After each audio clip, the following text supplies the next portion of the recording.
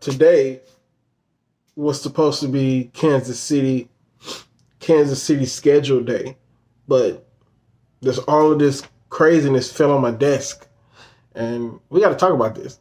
Lamar's changing his offense. Deshaun Watson's holding out for real. Cam got hurt, and Tyrod thinks he's the real starter in Houston. Let's talk about it, man. Black Quarterback Series.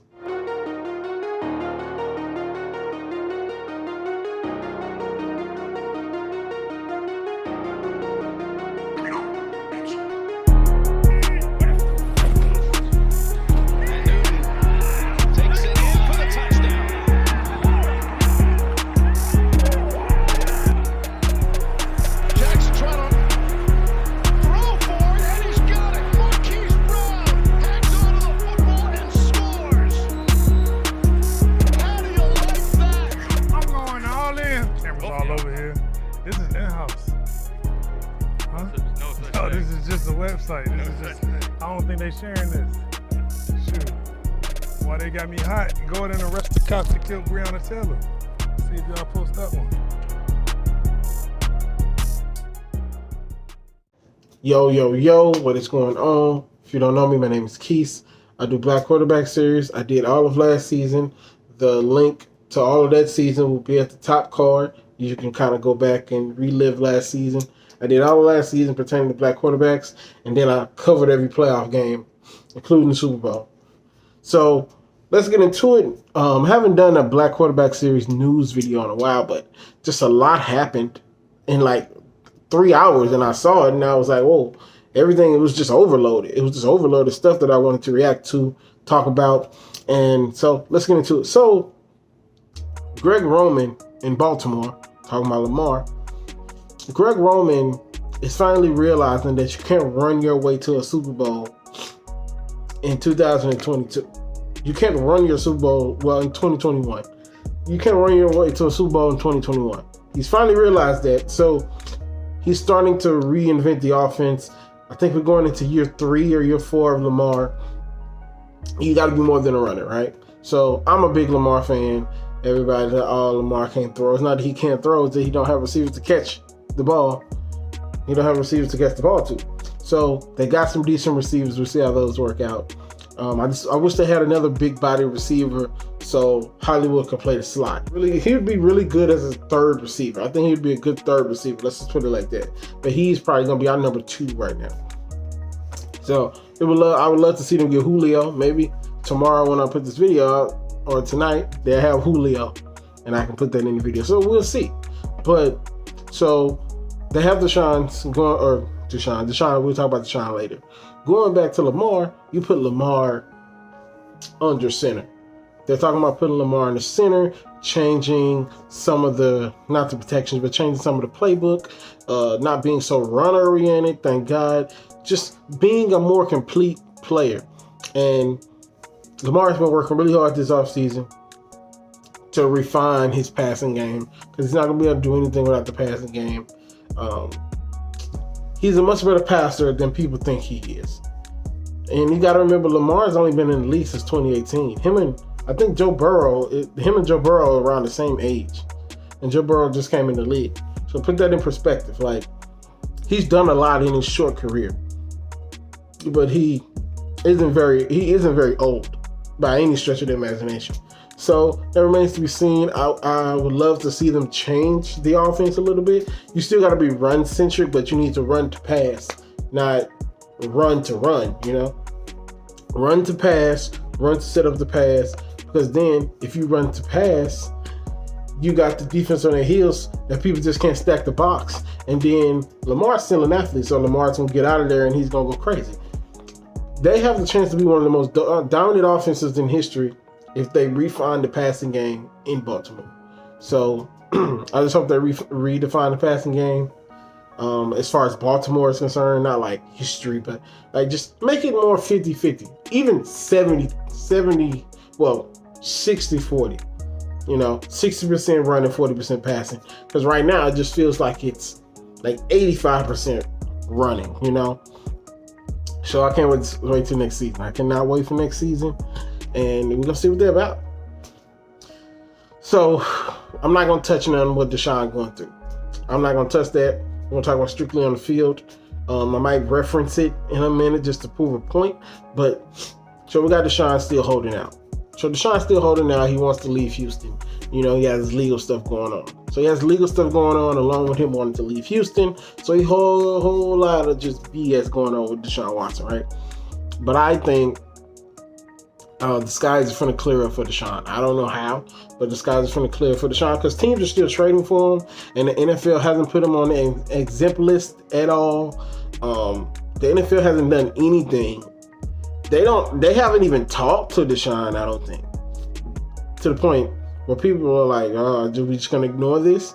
So I'm not even gonna put my personal preference into this video. We're not really here for that. But as far as that type of stuff goes, but I think Deshaun will be somewhere else by the beginning of the season. And that leads me to the Tyrod Taylor story, where Tyrod Taylor was talking about how he's the starter in Houston, and pretty much it is what it is with Deshaun. Like that whole "I'm the captain now" meme, where I'm the captain now. Like that's pretty much what's going on with Deshaun. Well, as regards to Tyrod Taylor and Deshaun, I hope they had a working relationship though. But like Deshaun said, he's not even in the building. Well, he didn't say that, but you can tell he's not even in the building right now. So that remains to be seen. I don't know where Deshaun is going to go because you just don't know. You don't know what's going on with Deshaun. They've been slowing their feet in Houston, just thinking they could snap their fingers and stuff will go away. But that's not how it is. Deshaun's still ready to go. You can't lie to somebody and then get caught lying and then be surprised when the person is hurt and wants to leave you. And that's what's going on in Houston. So I commend Tyrod for just taking it on the chin and being like, yeah, I'm the starter here now. We're not worried about Deshaun. We're going to play with the people who's here. So I get Tyrod. Tyrod is in a bad situation. And I think 5 Points did a really good video. 5 Points Gaming, another big YouTuber that I look up to in this football space we got. I think he did a video about all of his bad luck. Now I could be wrong, but I remember seeing one of them in the football sphere do a video about the bad luck that Tyrod Taylor has had. If nobody's done that video, I'm for sure do that video because his career is crazy, from him getting hurt accidentally to him losing his starting spot to Baker Mayfield and then losing it to the guy in not San Diego but LA for the Chargers. His whole career has just been a whirlwind. His whole career has just been nothing but a whirlwind. So I don't even know what to say. Just hopefully it all turns out well. Hopefully he can have a respectable last 3-4 years in Houston. Maybe lead him to the playoffs. You know, just clean that muck up of a mess that I think the McNairs own them. That the McNairs have on that franchise, because they should sell it. Like, I've never met a happy Houston Texans fan. And me being a Texans fan for the last, I don't know how long Deshaun's been in the league, it's not been fun. It's not been fun at all. It's similar to what Dame has going on in Portland. So the last story of the day, which is probably the most significant story that has the most juice to it, is Cam got hurt. Cam got hurt. Bone bruise on his hand. They said it shouldn't be serious. He didn't practice today. Well, he didn't practice the end. You know how you have, if you play football, you know, especially in the summer, you have that time off and then you go back to playing, especially with like athletes. So he didn't do the second half of practice. It's just a bone bruise. It's nothing drastic. It's nothing structural. If I find more information, it'll definitely be on the screen. But the bigger story about that is the fact that Mac Jones didn't look all the way right. So Mac Jones, the number 15 overall pick that the Patriots drafted, I think their first top 10 quarterback drafted in I don't know how many years. He didn't look good. It was told that he wore a sleeve on his arm for practice. And Stidham had better reins of the offense than Mac did. So if you can't beat out Jared Stidham for the second spot, how you gonna beat J.J. Watt off the edge? Like, like if your tackle misses the block, like, I don't know. Like I told y'all a while ago, when Mac Jones was first drafted, it's going to be a lot of Mac Jones should start propaganda that's not going to be true. So I don't think Mac Jones is any good. They want him to be Tom Brady. I don't think he's going to be Tom Brady, but it's going to be interesting to see how that develops. Like I said, I don't see Cam missing any significant time. It's just a bruise, just a bone bruise on his hand. You hit, every football player has done it, where you hit the helmet, especially as a quarterback when you're throwing, you hit the helmet. So that's all it is. It's nothing like, oh my God, it's not Anthony Davis level of bad. So, and that's pretty much all I got for y'all today. Big day of news. Haven't had a Black Quarterback news video in a while, like I said, but that's it. And I gotta address the elephant in the room because everybody knows I'm a LeBron fan. It's completely sideways. If you just like football, this is the time. Just click like, subscribe. I'll see y'all later. But for the guys who also like basketball, you listen to me sob for a couple minutes. I know what y'all thinking. Oh, what are you going to come here and defend them, blah, blah, blah. I don't mind people talking about LeBron, right? But it's just when people are unreasonable about LeBron. Some of the things I've seen today, I didn't even look at sports media today, just for the simple fact that I don't feel like dealing with it. The people who are saying that his legacy is at stake because he got put out in his 18th year with an injury-riddled roster, while he wasn't hobbling. I'm not gonna give him that excuse, but he just wasn't right. With LeBron not being right, obviously y'all just haters. Dude is in his 18th year. There's nothing now that could tarnish his legacy other than some off the court stuff. But as far as on the court, nothing can tarnish his legacy.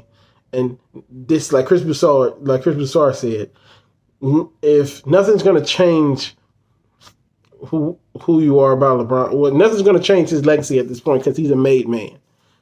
And I said on Facebook, I feel old saying that, but I said this on Facebook a while ago. I think it was yesterday. If you already thought Jordan was your GOAT, this just confirms it. If you thought LeBron was your GOAT, this does nothing. It does nothing. It doesn't matter at this point. And that's what it is. I think LeBron is the greatest player ever to lace him up.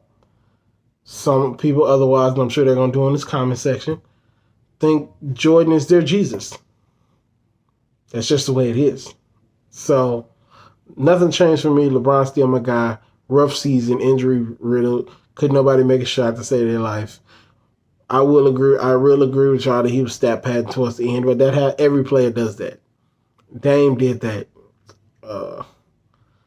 Last game he was missing them, but you can say Dame did that. So that's all I got for y'all. I'm sorry for the shift turn, but I just had to get that out of there. Lakers will be better next year. Black Quarterback Series coming as always. I'm out. Have a good weekend. I will be back some point this weekend to give y'all the Kansas City schedule review video.